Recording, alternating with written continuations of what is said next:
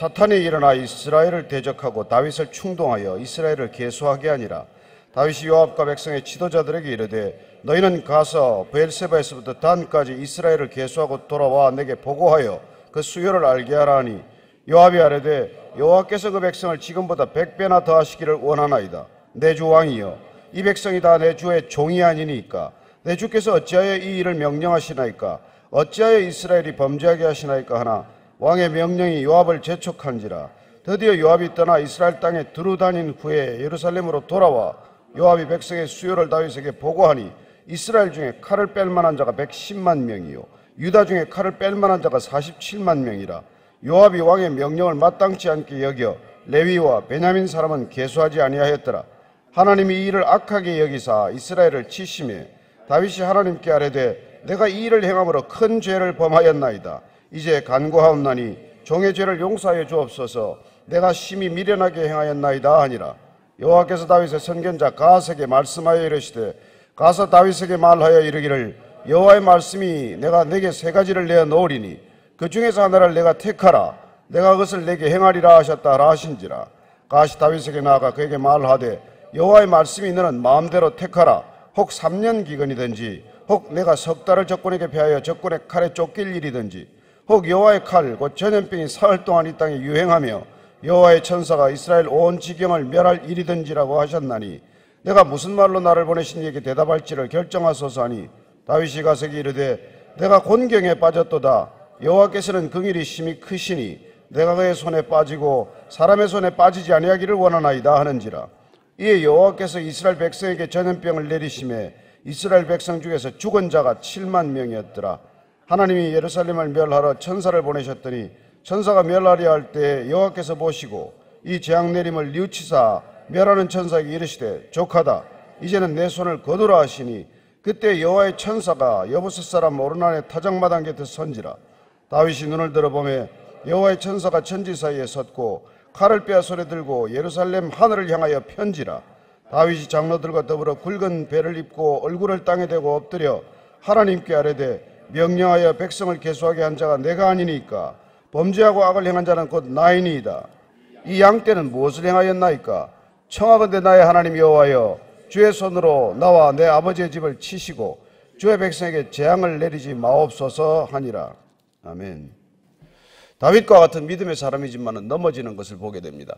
그의 일생 일대에 가장 큰 잘못이 있다면 첫 번째는 밧세바와의 간음 사건이고 두 번째는 인구 계수 사건으로 기록이 되어 있습니다. 이 인구를 헤아리는 게 왜 문제가 될까요? 하나님께서는 인구를 계수하는 것을 금하셨습니다. 사람의 일이 아니라 그건 하나님께서 친히 명령하셔서 하는 일로 규정을 해두신 것이죠. 우리는 숫자 헤아리는 걸 그렇게 좋아해요. 이 죄인들의 특성, 저도 마찬가지입니다만 매일 숫자를 들여다봐야 직성이 풀려요. 무슨 그 심리를 제일 잘 이용한 게 좋아요. 좋아요 좀 눌러주세요. 제발 좋아요 좀 눌러주세요. 좋아요 숫자가 늘어날 수만 있다면 무슨 짓이든 하는 세상이 되지 않았습니까? 이 숫자를 자꾸 늘려가는 것이죠. 인간이 이 숫자에 대한 집착이나 숫자에 대한 이 망상은 끊을 수가 없습니다. 실제로 우리 안에 호주머니에서 지갑에 돈 가지고 다니는 사람 없지만 매일 그 숫자 들여다보고 있지 않습니까? 오늘 이 숫자의 문제를 다시 한 번 더 우리가 진지하게 생각해 보시기를 원합니다. 21장 1절 2절 다시 읽습니다. 시작. 사탄이 일어나 이스라엘을 대적하고 다윗을 충동하여 이스라엘을 계수하게 하니라.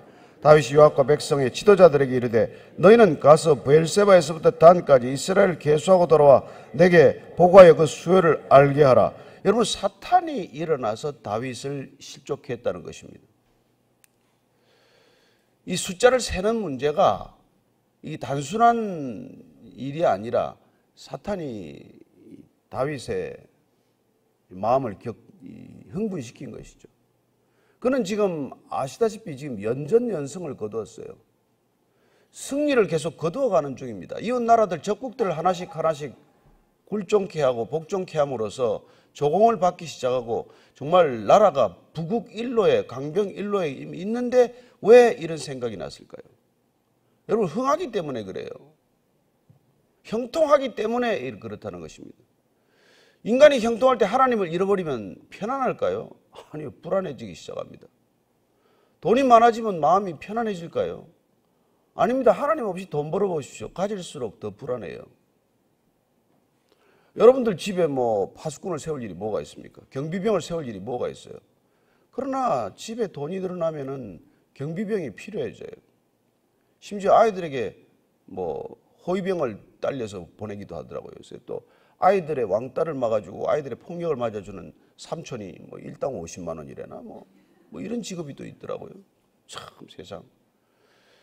이 신기하게도 내가 형통한 것 같은데 하나님을 놓치면 그 형통함이 그 불안이 돼요. 왜요? 이거 어떻게 지키지? 내 힘으로 이거 못 지킬 일인데. 다윗은 지금 계속 이기고 있는데도 불구하고 그는 갑자기 어쩌면 불안이 닥친 것이죠. 사탄이 그 틈을 비집고 들어오는 것입니다. 사탄은 뭐 우리가 어디가 약점이 있는지 우리보다 더 잘 아니까요. 나는 내 약점을 잘 모르지만은 그는 내 약점을 잘 알고 있습니다. 어디를 찔러야 넘어지는지, 어디에 늘 구멍이 나 있는지, 어디를 뚫고 자기 집 드나들듯이 드나들 수 있는지를 늘 알지 않습니까? 다윗이 형통했기 때문에 이런 일이 생긴 거예요. 이게 뭐 형통했기 때문에 전쟁에 안 나가고 괜히 집에 올라가서 여자 목욕하는 거나 보다가 그런 일을 겪는단 말이에요. 그때도 몰카가 없었기 망정이지 다 있었을 거예요. 다 보고. 왕이면 뭐합니까? 여러분, 우리가 넘어지는 거는 한순간이에요. 그래서 베드로전서 우리가 5장 8절 말씀대로 정말 우는 사자처럼 마귀가 우리를 넘어뜨리려고 한다는 것이죠. 베드로전서 한번 찾아보십시다. 우리가 이거 본문 말씀 가운데서 이 베드로전서 말씀을 한번 볼게요. 자, 이거 5장 7절 8절을 한번 같이 읽읍시다. 되게 8절만 읽고 7절을 잘 안 읽는데 7절 8절 같이 읽습니다. 시작. 너희 염려를 다 주께 맡기라. 이는 그가 너희를 덜 보심이라.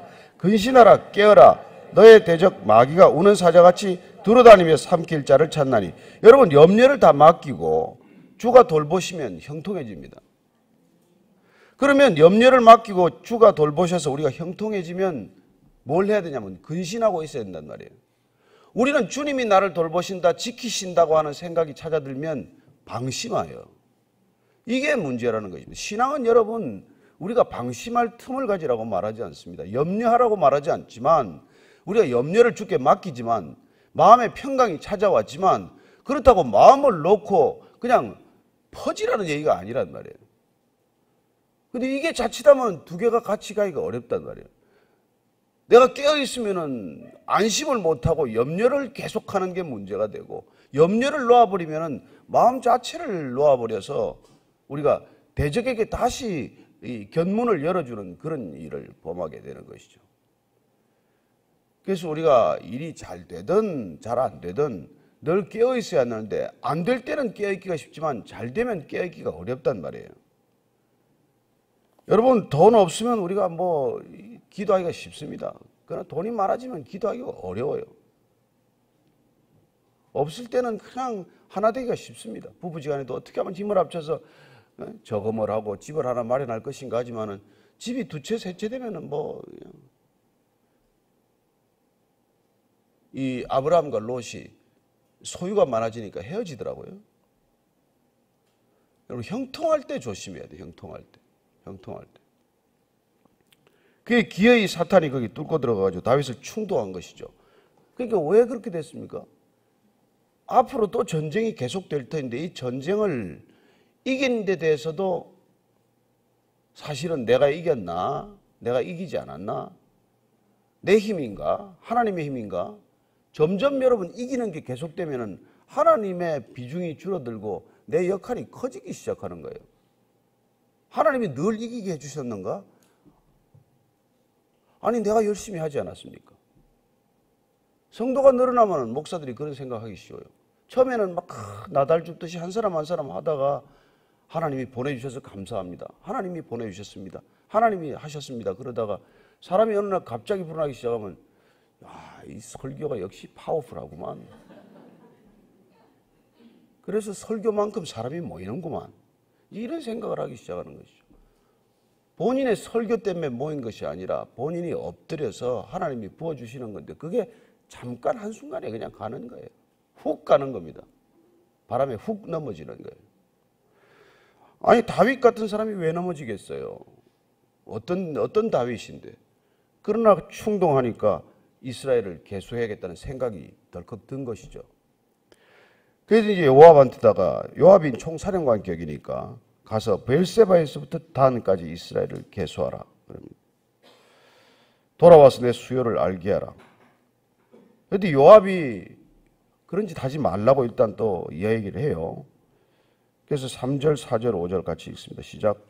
요압이 아뢰되 여호와께서 그 백성을 지금보다 100배나 더 하시기를 원하나이다. 내 주 왕이여 이 백성이 다 내 주의 종이 아니니까 내 주께서 어찌하여 이 일을 명령하시나이까? 어찌하여 이스라엘이 범죄하게 하시나이까? 하나 왕의 명령이 요압을 재촉한지라.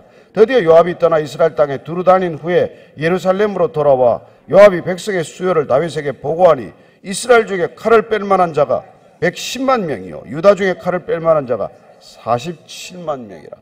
유다가 뭐 엄청 융성해졌죠. 유다가 보니까 어쨌든 157만 명이 계수가 되었습니다. 근데 요압이 이 사람이 아주 그냥 복잡한 사람이긴 하지만 때로는 입 바른 소리를 하고 때로는 이상한 짓을 하고 다윗을 위기에 빠뜨렸다가 또 다윗을 이렇게 건졌다가 이게 하여튼 참 옆에 있으면서 별일을 다 하는 사람이에요. 그래도 이날은 또 제정신이 들어가지고 요압이 이게 다윗한테 이러시면 안 됩니다. 또 이런 얘기를 했어요. 그러나 이게 이미 사탄에게 넘어가 있단 말이에요. 다윗이 그 한마디면 얼른 알아듣는 사람인데 이 일에 고집을 부리기 시작을 해요. 여러분 누가 하지 말라고 할 때 잠시 생각을 해야 되는데 이게 고집이 들기 시작하면 짜증이 나고 화가 나고 내가 막는 데 대해서 분노하기 시작을 하는 거예요. 그래서 여러분 내 분노는 이게 의로운 분노인가 하나님의 일로 인한 분노인가 내 자존심으로 인한 분노인가 이걸 우리가 구분해야 되는 것이죠. 다윗은 지금 화가 난 거예요. 요압이 얼른 순종을 안 했습니다. 복종을 안 하니까. 그때 지금 재촉했다고 하지만 여러분 왕이 한 번 지시했는데 말 안 들으면 얼마나 열을 받겠습니까? 왕인데 왕이. 여러분 왕은 말 한마디에 모든 게 돌아가니까 왕인데 그게 요압이 벌써 그걸 몇 차례 얘기를 해도 이게 실시를 안 하면은 이게 화가 잔뜩 났을 거예요 아마. 그때 요압은 요압대로 또 자기 딴에 열을 받았어. 이래가지고 이걸 속입니다. 6절 한번 보십시오. 시작. 요압이 왕의 명령을 마땅치 않게 여 레위와 베냐민 사람은 계수하지 아니하였더라. 제가 이걸 읽으면서 야 이거 보고 믿어서는 안 된다. 여러분 지금 다윗과 요압과의 관계지만은 이게 우리가 공직사회에 일어나는 비일비재한 일이에요. 아니 무슨 뭐 기업은 안 그렇습니까? 저기 뭐 중동 지방에서 맨날 손해보고 서울 본사에다가 어떻게 보고하겠어요? 손해본다고 보고합니까? 전부 허수예요. 허수. 이 교회도 사람들 숫자 세면 맨 그 말이죠. 담임 목사한테 부목사들 보고하는 걸 보면 중복 개수하고 말이죠. 뭐 이래가지고 맨날 사람을 올려.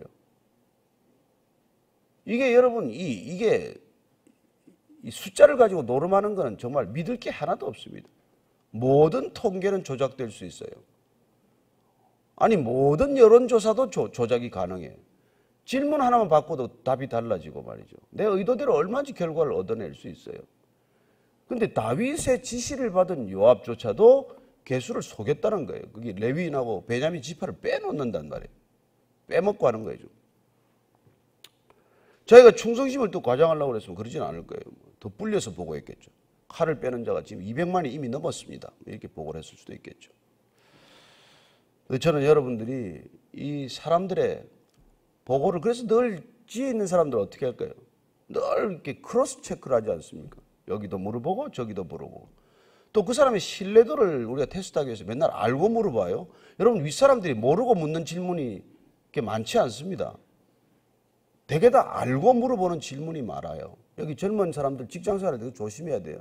몰라서 묻는다고 생각을 하고 거짓 보고를 하면 그날로 찍히는 거예요. 관계가 끝나는 거예요. 대개 이 사람이 어떤 태도로 일하는가를 알아보기 위해서 알고 있지만은 제대로 알고 있나를 물어보는 거란 말이에요. 저는 정말 하나님께서 우리에게 질문하신다면 질문이 우리에게 몰라서 묻는 무슨 질문이 있겠어요? 내가 누구를 보낼고 다 아시죠? 그때 그냥 주님 내가 가겠습니다 나서면 되는데 쟤를 보내세요 뭐 이런 짓 하면 여러분들 이미 걸려든 거예요. 걸려든 거. 난 너한테 지금 얘기한 거야. 주님이 왜 나한테 얘기를 하겠어요? 왜 나를 보게 하셨겠어요? 내가 왜 그 문제에 가슴을 아프게 하시겠습니까? 나한테 말하고 있는데 맨날 우리는 설교 들을 때 은혜가 되면 아이고 이거 남편이 들어야 되는데 아니요 나한테 지금 얘기하는 거라고. 이거 우리 애들한테 얘기해야 되는데 우리 애가 문제가 아니라 지금 내가 문제라고. 내가 항상 우리가 그걸 이게 늘 딴데 얘기해. 그럼 저는 어떻게 설교하다 은혜 받으면 야 이거 성도들한테 얘기해야 돼. 내가 은혜 받지 않은 설교를 하니까 문제예요. 내가 안 변하고 설교하니까 문제예요. 모든 문제가 거기서 비롯되는 겁니다. 제가 지금 이 교회 5년 넘어 설교를 했는데 나는 변했겠어요? 얼마나 변했겠어요 제가? 누가 하도 제가 뭐 이 교회 안 변하려면 떠나라 했더니 목사님부터 떠나야 되겠네요. 막 그 정도로 편한 관계에서 좋긴 한데 듣고 마음이 좀 씁쓸하죠. 씁쓸한데. 그 이제 7절 8절 읽습니다. 시작. 하나님이 이 일을 악하게 여기사 이스라엘을 치심해 다윗이 하나님께 아뢰되 내가 이 일을 행함으로 큰 죄를 범하였나이다. 이제 간구함나니 종의 죄를 용서해 주옵소서. 내가 심히 미련하게 행한나이다 하니라. 그렇게 하나님께서 이제 드디어 나서셨습니다. 그때 이제 여호와께서 갓을 통해서 페널티를 주시는데 세 가지 택이라고 줘요. 삼지선다형으로 내려. 3년 동안 기근이 오른 걸 할래? 석 달 동안 적에게 쫓겨다닐래? 아니면 사흘 동안 이 전염병을 받을 것이냐? 근데 다윗이 제일 지긋지긋하게 뭘 겠어요? 사람한테 쫓겨다니는 거예요. 이런 악몽이 있어. 10몇 년간 쫓겨다닌 거기 때문에. 이거 빼놓고 하나님이 알아서 해주세요. 하나님께서 전염병을 내립니다. 사흘 동안. 그죠? 이게 사무엘 하를 보면은 이게 7만 명이 이렇게 넘어졌다. 이렇게 돼 있는데 여기서는 죽었다라고 돼 있어요. 뭐 다 죽게 했겠습니까? 어쨌든 7만 명이 이 병을 알았겠죠. 근데 이제 하나님께서 이런 일들을 통해서도 이렇게 말씀하십니다. 15절 시작. 하나님이 예루살렘을 멸하러 천사를 보내셨더니 천사가 멸하려 할 때 여호와께서 보시고 이 재앙 내림을 뉘우치사 멸하는 천사에게 이르시되 족하다. 이제는 내 손을 거두라 하시니 그때 여호와의 천사가 여호사람 오르난의 타작마당 곁에 선지라. 그래서 이게 지금 하나님께서 뉘우쳤다고 되어 있는데 하나님께서 이게 돌이켰다는 뜻이에요. 마음을 돌이켰다는 것이죠. 하나님은 뭐 시근하지 않는 분이고 후회하지 않으시는 분이니까 뭐 내가 후회가 된다 이게 아니라 이렇게 마음을 다시 돌이키는 것이죠. 그래서 계속되는 이 질병을 이제 멈추게 됩니다. 그때 이게 보니까 여호와의 천사가 여붓 사람 오르난의 타작마당 곁에 선지라. 내가 왜 타작마당 또 이렇게 요새 타작마당이 시끄러워서 제가 이 타작마당 이걸 가지고 말이죠. 사람을 때리는 난리를 피우는 목사가 있더라고. 그래서 여러분들이 타작마당이라는 게 사람 때리는 마당이 아니라는 걸 잘 기억하시고 사람들 겁주는 거 아닙니다. 여러분 제가 여러분들한테 뭐 겁주거나 이러지 않습니다. 주의 영이 계신 곳에는 자유함이 있습니다. 하나님이 함께 하시면 기쁨이 있습니다. 저는 여러분들이 늘 자기 신앙을 테스트하는 인덱스는 그 두 가지라는 것을 기억하십시오. 내가 점점 주 안에서 자유하고 있나? 자유에서 방심합니까? 자유에서 게을러집니까? 자유에서 우리가 뭐 마음대로 또다시 과거의 죄로 돌아갑니까? 그게 아니지 않습니까?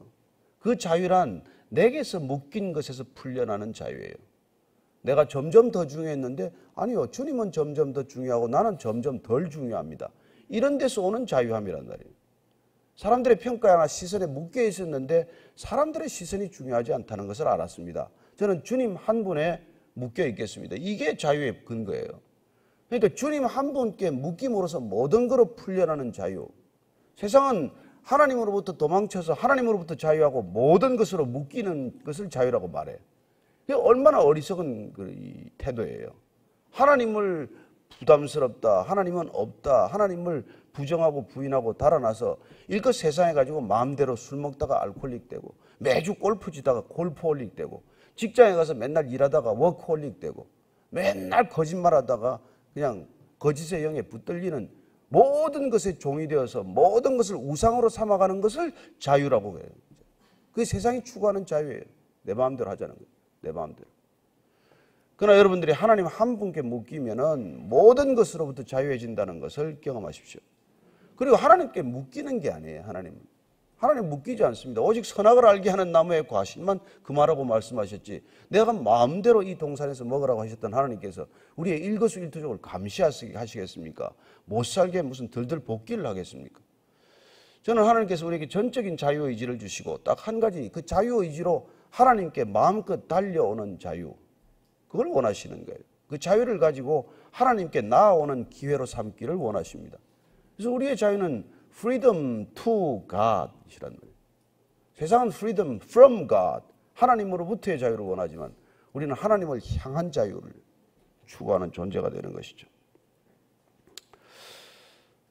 자, 다윗이 이렇게 이제 얘기합니다. 16절, 17절 읽고 마치겠습니다. 시작. 다윗이 눈을 들어보며 여호와의 천사가 천지 사이에 섰고 칼을 빼어 손에 들고 예루살렘 하늘을 향하여 편지라. 다윗이 장로들과 더불어 굵은 배를 입고 얼굴을 땅에 대고 엎드려 하나님께 아뢰되 명령하여 백성을 계수한 자가 내가 아니니까 범죄하고 악을 행한 자는 곧 나이니이다. 이 양떼는 무엇을 행하였나이까? 청하건대 나의 하나님 여호와여, 주의 손으로 나와 내 아버지의 집을 치시고 주의 백성에게 재앙을 내리지 마옵소서 하니라. 이게 다윗의 다른 점이란 말이에요. 다윗과 우리의 다른 점은 죄를 안 짓는 게 아니라 이렇게 죄를 지었지만 금방 회개할 줄 아는 사람, 금방 엎드릴 줄 아는 사람. 하나님께서 그냥 페널티를 오면 그냥 그것도 뭐 안 받겠다고 바둥거리는 게 아니라 받겠습니다. 하나님이 원하시는 대로 하십시오. 그러나 사람들이 7만 명씩이나 쓰러지는 것을 보고 하나님께 엎드려서 뭐라고 말합니까? 이거는 하나님, 이거는 좀 심하지 않습니까? 이건 내가 잘못한 건데, 내가 잘못한 거. 내가 명령하여 계수한 사람은 바로 나 아닙니까? 나. 이게 여기서부터 나온 게 뭐예요? 내 탓이요, 내 탓이요. 내 탓이요가 뭐 이거 아닙니까? 신앙이란 여러분 남의 탓이 아니라 내 탓이요를 깨닫는 거죠. 그러니 정말 저는 이 한때 우리가 뭐 이 캐톨릭에서 시작하다가 한 1년 하다가 없어져 버렸는데, 이거는 우리가 영원히 기억해야 할 우리의 태도란 말이에요. 내 탓이란 말이에요. 자녀 문제는 없습니다. 부모의 문제만 있을 뿐입니다. 이게 내 탓이요 아닙니까? 교회 문제란 없습니다. 목사의 문제가 있을 뿐입니다. 이게 내 탓이고, 또 성도 입장에서는 교회 문제가 아니라 내 문제입니다. 이런 게 성숙한 거랍니다. 이게 서로 존중하는 삶이고 서로 사랑하는 삶이고 서로 회개하는 삶이죠. 이게 안 돼 있으면 여러분 뭐 교회를 아무리 다해도 소용없어요. 여전히 남의 탓을 하고 여전히 변명하고, 이건 여러분 잘못돼도 지극히 잘못된 길을 가고 있는 거예요. 그 지금 뭐 다윗이 변명을 한마디 했습니까? 잘못했다는 거 아니에요. 아니 하나님 내 입장이 돼 보세요. 이게 변명의 시작이에요. 왜 하나님이 내 입장이 돼야 되는데? 아니 하나님 몰라서 그렇지. 뭘 모르는데? 지가 모르지. 모든 변명이 죄악의 근원이라는 걸 여러분 분명히 우리가 알고 넘어가십시다. 가족관계도 그렇고 아이들한테 변명하는 훈련 절대로 하지 마십시오. 고백하는 훈련을 해야 돼요. 변명하는 훈련이 아니라 자백하고 고백하는 훈련을 해야 돼요. 여러분 인생에 변명하는 훈련이 뭐라는 게 이게 지식세계예요. 아는 건 많아가지고 전부 다 둘러대. 합리화의 천재들이에요. 뭘 갖다 대도 변명할 수 있어. 뭘 갖다 대도 논리를 만들어. 아니 고백 한마디 하면 될걸. 제가 잘못한 겁니다. 제가 잘못한 겁니다. 자식이 여러분 아프면은 정말 부모가 한번 돌아보면 되고, 자식이 가출했으면 내 잘못입니다. 이게 하나님한테 엎드리는 태도죠. 저는 이 땅에 정말 교회 문제 나는 99%가 나는 목사 문제라고 생각을 해요. 어떻게 설교를 했는데, 어떻게 됐는데, 무엇 때문에 이렇게 됐는데, 무슨 설교를 어떻게 하고 무슨 설교를 어떻게 들었는데 그렇게 여전히 이기적인 그리스도인들로 가득 차 있는 교회가 되느냐는 말이에요. 어떻게 가서 재판장 앞에서 매일 그렇게 변명을 하는 재판을 몇 년씩 계속할 수 있냔 말이에요. 말이 안 되는 거죠. 말이 안 돼요. 다윗이 엎드려서 하나님 내 잘못입니다. 내가 명령한 겁니다.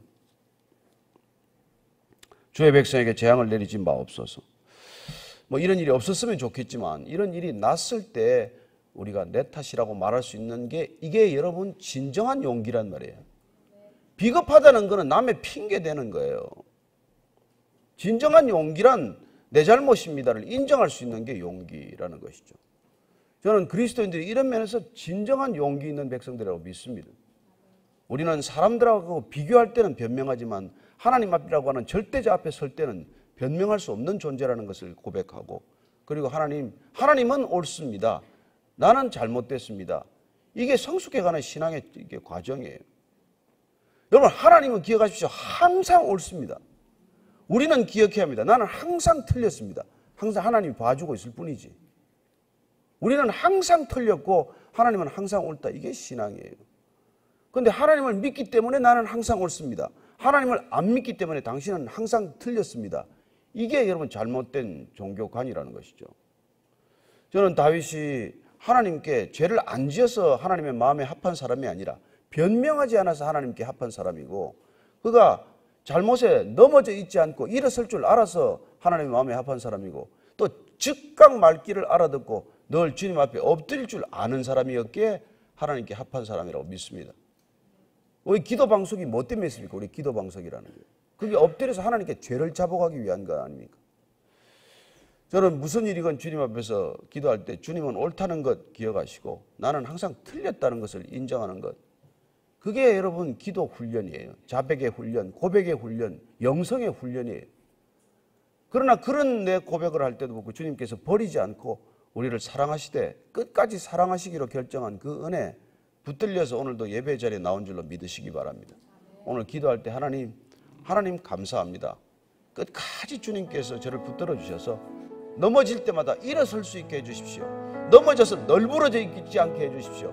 하나님, 일어나라, 빛을 발하라고 하셨사오니 이렇게 주저앉아 있지 않고 일어나 빛을 발하는 우리 모두가 되게 해주옵소서. 한번 그렇게 기도하겠습니다. 하나님 아버지, 주님, 다윗이 사탄에게 실족되어서 개수를 했지만 하나님께서 징벌할 때 다시 한번 주 앞에 엎드려서 주님, 잘못한 것은 접니다. 제가 잘못했습니다. 제 잘못으로 모든 일이 생겼습니다. 하나님, 이 모든 잘못 제게 물어주십시오. 사람들에게 책임을 묻지 마십시오. 제게 책임을 물으십시오.